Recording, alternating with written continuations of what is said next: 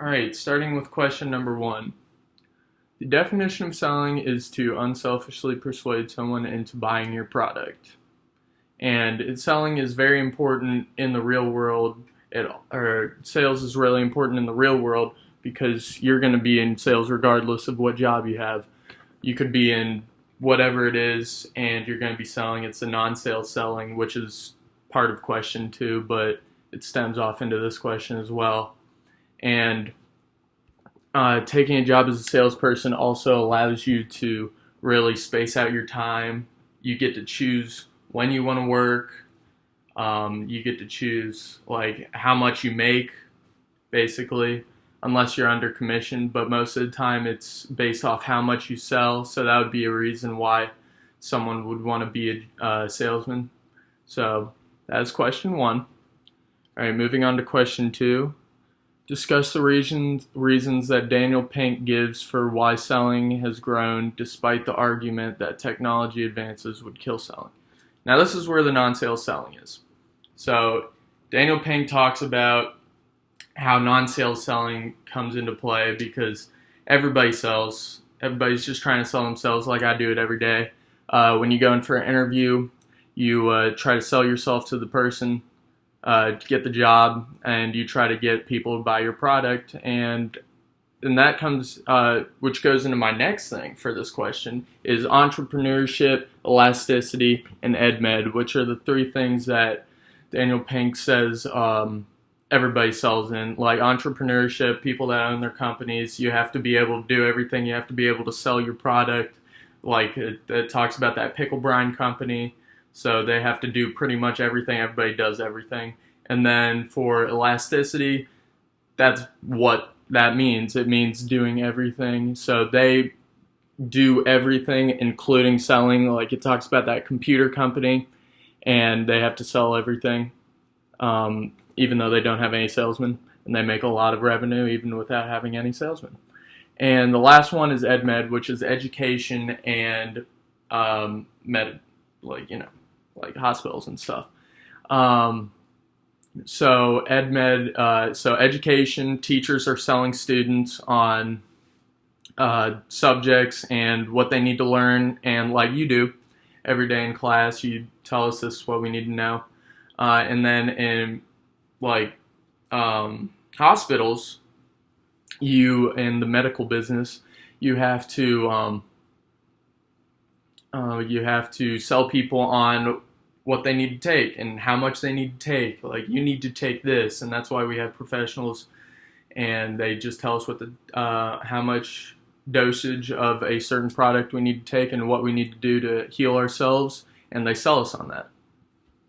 All right, question three. Discuss the differences between low-value sales and major sales that create a need for salespeople to treat major sales differently. Okay, so this is where this is in the spin selling, and the whole book is based off like the importance of major sales compared to low-value sales.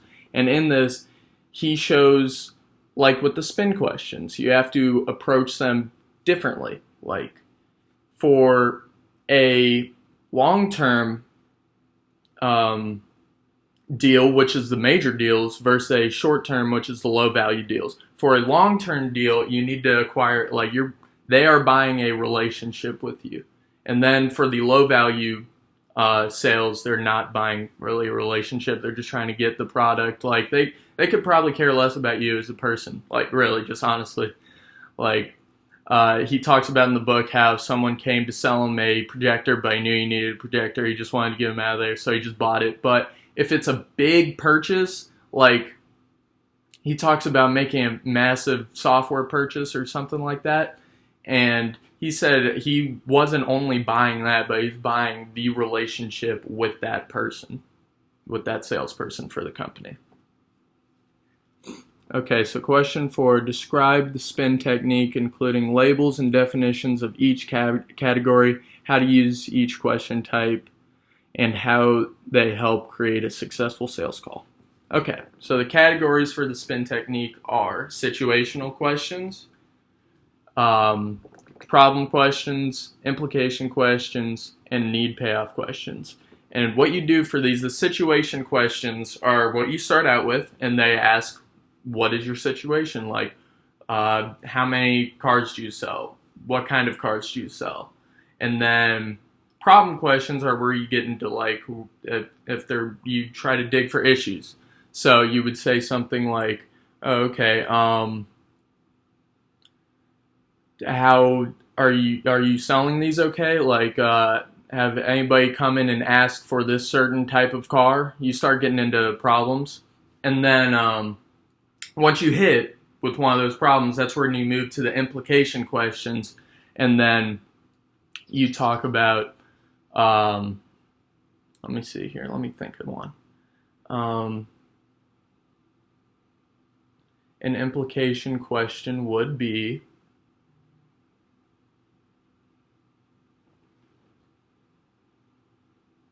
been going too strong in this video, I can't stop it. An implication question would be something like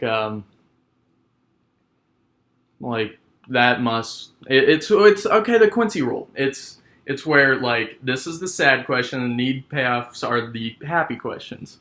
And then so they would ask, oh, that must be diminishing your returns and profit. And then they would say like, yeah, you know, like a sad answer. And then the need payoff is where it's a happy question. And then you ask them like, oh, would it be helpful if I could change that? If I could make your profits better? And then they would say yes. And then you lead into your sales pitch. Okay. All right, number 5.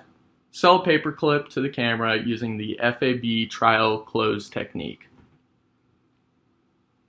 Oh, I forgot number 4. How they create a successful sales call. Okay. Yeah. A successful sales call, they could use these, like, you just start out with that, but depending on if it's a long term, like if it's just a low value sale or a high value sale, because low value sales can be completed in one call, that's all. And then larger value sales can be have to be completed over time. So you would really space the questions out differently on calls. I mean, it's the same thing. You're doing the same thing you would do in person. It's just on the phone, but it's different. It's different in the amount of calls, whether it's a larger purchase or a smaller purchase. Okay, now we're into number 5. Sell a paperclip to the camera using the FAB trial close technique. Easiest one. I like that. Easiest one for last. I do not have a paperclip, but I will pretend that this is a paperclip. So, alright, let's start out. Feature. You can hold you can hold a stack of papers together, which meaning that you will, hold on, let me start over. I'm not ending the video, but I'm starting over. This paperclip can hold a stack of papers together, meaning you're not going to lose any papers. Therefore, you will have better organization in your office. Does this sound like something you would like to purchase? Bang, I'm done.